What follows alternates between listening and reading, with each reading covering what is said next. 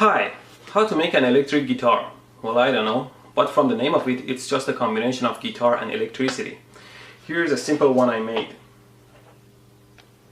Here's the basic electric guitar I made with 4 strings. We can add more strings if you want to.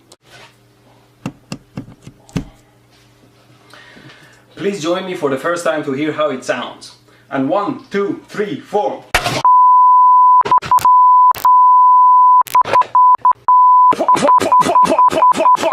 It definitely made me sound like a rock star, although it feels more like an electric chair than a guitar. So for example, if I connect my 12-volt supply here to the primary and charge it and then disconnect it, the voltage of the primary should jump up, creating a huge voltage on the secondary here that should create a spark. Let's try it out. There is nothing. Is there actually a voltage?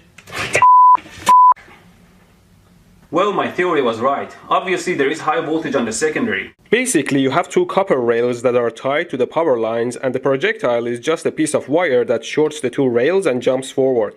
Let me demonstrate. I plug it in, and now the rails are live, so under no circumstances you should touch the rails. Now I put the projectile on. Oh, maybe she dropped the wall adapter in the water, completely submerged it, and then plugged it in. Oh! So I guess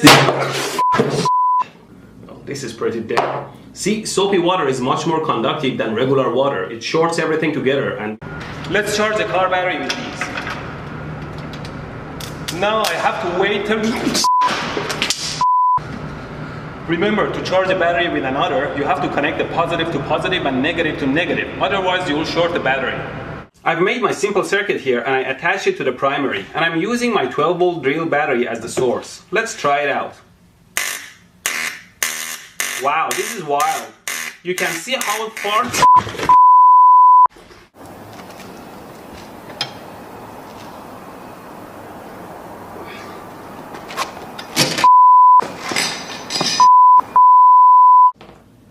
Okay.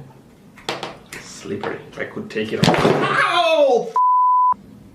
Maybe that's it. I tried to pull out the wall adapter with my soapy hands and they slipped. So I tried to shove my fingers under the wall adapter and they touched the exposed contacts. I made it look more like a taser by gluing these nails to it. Let's look at it spark now. This gap is quite wide. Let me measure it for you.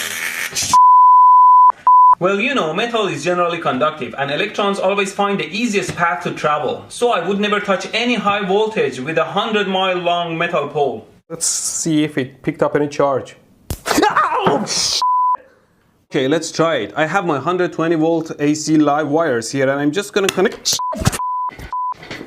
These sparks are so strong they can set a piece of paper on fire. See?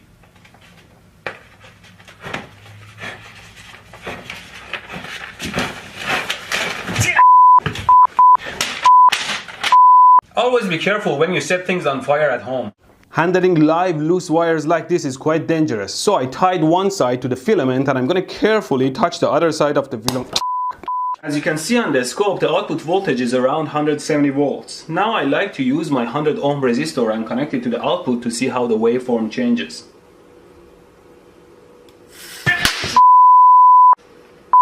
A quick calculation shows having 170 volt across 100 ohm generates 300 watts of power. It's like having a 300 watt lamp between your fingers. It burns your skin very quickly. These screws also get quite tight and need some good force to open.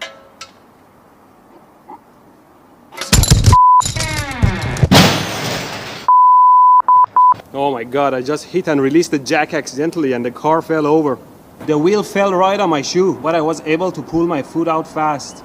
Now I will measure some waveforms. I connected the probe to my output lines, connected my circuit to this power bar, and now I will turn the power bar on. Make room for the thicker pads, and for that I use my clamp.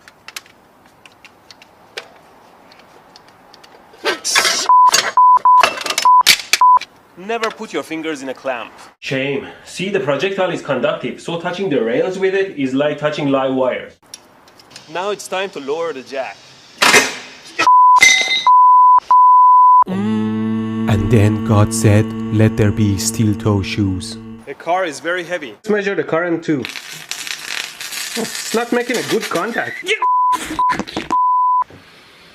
This is bullshit. It's as if the internet is wrong. I was running 313 amps through it and it didn't even move. How much current do I need? A bazillion amps for it to move a teensy bit? My stupid DC fan can cut your finger running on half an amp. Now I use pliers to hold the resistor. See, the output voltage drops, but with very small ripples because there is a lot of filtering. Wow, I was holding that. I let it cool down for a while and the ceramic core takes a long time to cool down. Let's look at it on the scope. I'm probing the live 120 volt AC input and I have my capacitor and diode here and I'm probing across the diode. Now if I connect the circuits together...